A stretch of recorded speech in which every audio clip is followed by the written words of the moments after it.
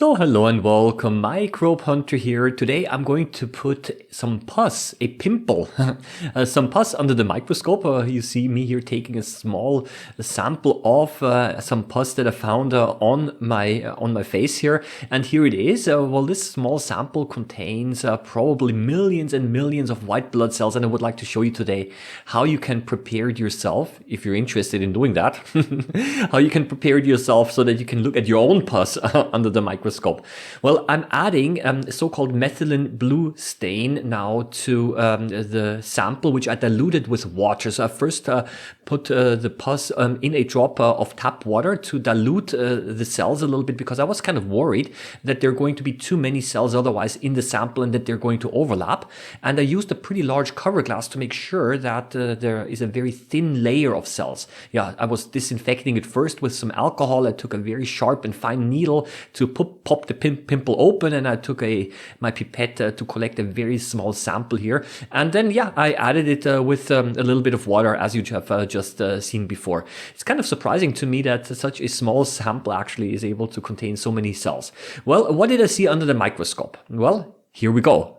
A lot of blue colored specks, and those blue colored specks or spots are the individual white blood cells which have accumulated in the pimple. Because when you have an infection, like for example bacteria growing in your skin, then the bacteria start to reproduce, and the white blood cells become active, and they want to remove those bacteria, and they fight off the bacteria. And in this process, many of the white blood cells actually also die off and will accumulate, and this is actually what PUS is. PUS are dead white blood cells. Now, one of the interesting things here that I was a little bit surprised and a little bit, well, yeah, unexpected is if you look at the shape, the arrow is now way too big. If you look at the shape of the cells, okay, they're fairly round. This already surprised me a little bit. Why are they so round?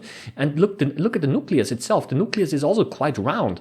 Well, there are, of course, white blood cells around that have a round nucleus, no pun intended, but actually I expected to see way more so-called polymorphonucleated cells. Now, what does this mean? Many white blood cells have an irregularly shaped nucleus.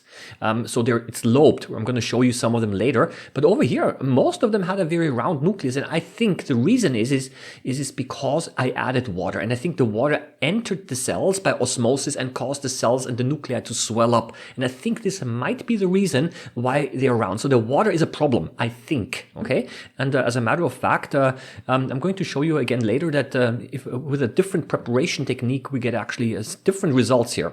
Here again, if you look at here, this cell over here, it has a very nice large round nucleus, so maybe that's the way it's supposed to be, but maybe because of osmosis, maybe the cells started to swell up. So maybe the water was not such a good idea after all. We're gonna see. Well, actually, I think spoiler alert, I'm going to show you a different preparation technique where you were able to see the so-called the polymorphonucleated cells much better. Yeah, so what else do I have here is, here, let's go ahead a little bit. Some of the white blood cells up here in clumps as well. Lots of also cellular debris. I found some skin cells even that I accidentally took off when I collected a sample. Yeah, but actually, I wanted to see more.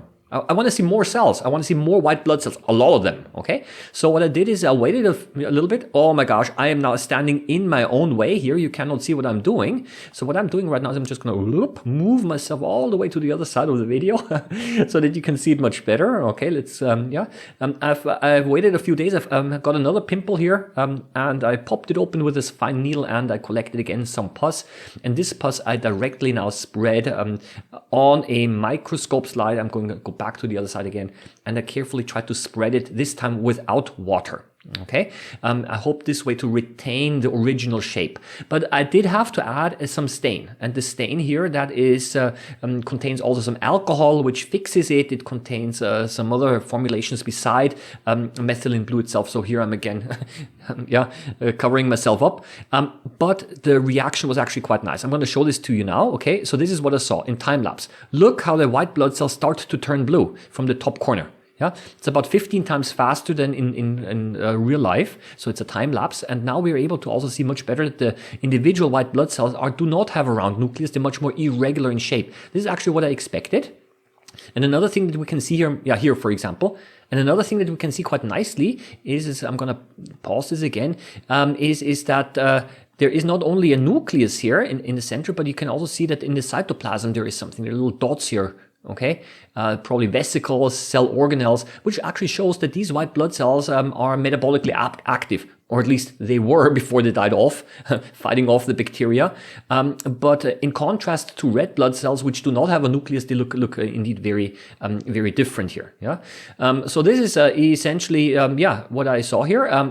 Much higher concentration, of course, but then again, because I spread the layers so thin, they do not overlap. Also quite nice here, we can actually see it much better, the different lobed shape of the nuclei. So what you have to do is you have to look into the individual cells here. You can see that the dark blue area that you see is not regular, but some occasional cells, like the one over here on top, do you see this one over here? Yeah, does have a round nucleus, because there are different types of white blood cells.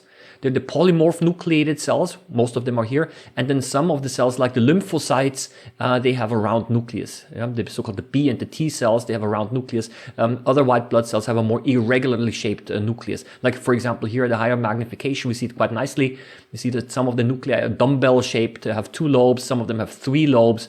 And depending on the number of lobes and the shape of the nucleus, you are able to actually categorize the different white blood cells here. Some of them appear to be out of focus because they're in a different level. They're either above or below. Maybe they're sticking to the cover glass, and therefore to the top. And some of them are sticking to the bottom. That's why not all of them are in focus at the same time. Here you see it as well. The one over here probably is further on the top, while the others are further on the bottom. Again, over here you see the lobes, 3 of them here. Again, also 3 here. So that's actually quite a nice thing, and you see all of the or many of the things in the cytoplasm as well. So I'm quite happy that this worked out so well, and that with such a simple preparation technique we're able to see many white blood cells. Take home message is pimples are interesting and do not only pop them but also put them under the microscope, because actually I think that's quite fascinating to see how the human body is able to respond to infection. I'm going to leave it at that. I invite you to, of course, to subscribe to this channel and to click the bell notification button if you like these type of videos. Leave your comments below, maybe. Happy microbe hunting, and see you around next time. Bye-bye.